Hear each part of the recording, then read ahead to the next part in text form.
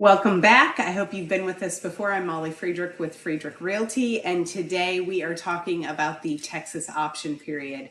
This is really important, especially if you have maybe lived in a different state and are not familiar with how the Texas contract works. In a resale situation, you have the opportunity to negotiate for an option period. And you're probably thinking, well, what is that? Well, it is a time to do inspections and investigate and things like that. However, it truly is an option period, which means you can walk away. You don't have to have a reason. You don't have to cite something in an inspection. In fact, you can walk away before you even do an inspection. So there's some strategy in that. If you're, a buyer and you're maybe looking at multiple properties, talk to us about this because this is something that can be a serious advantage.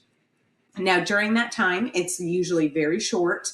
Currently in June of 2026, we're seeing usually 5 to 7 day option periods. That's when you are going to do that home inspection. You might talk with contractors to find out what different things might cost.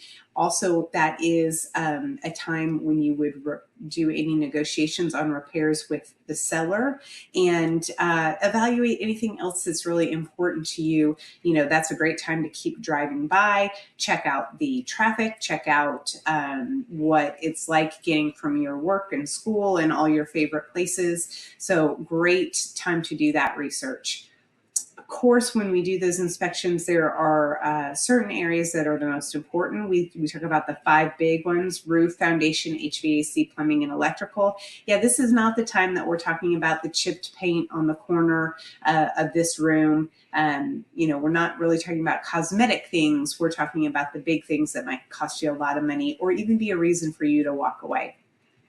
Now, at the end of that option period or during that option period, you have some choices. You can go forward after your inspections and your due diligence if you feel good, or you might negotiate some repairs with the seller. You might request some concessions that might be financial instead of the actual repairs, or you may decide there's just too much to do and you walk away.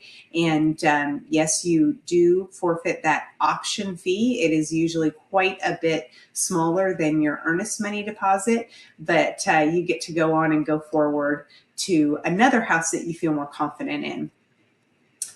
Really, this option period, I think, creates a lot of confidence for buyers. I really appreciate having it in Texas. If you have questions about the option period or buying or the process, please reach out. We would be more than happy to talk about your situation and see if we might be a good fit and a good team for you. Again, Friedrich Realty, and I'm Molly, and we look forward to seeing you next time.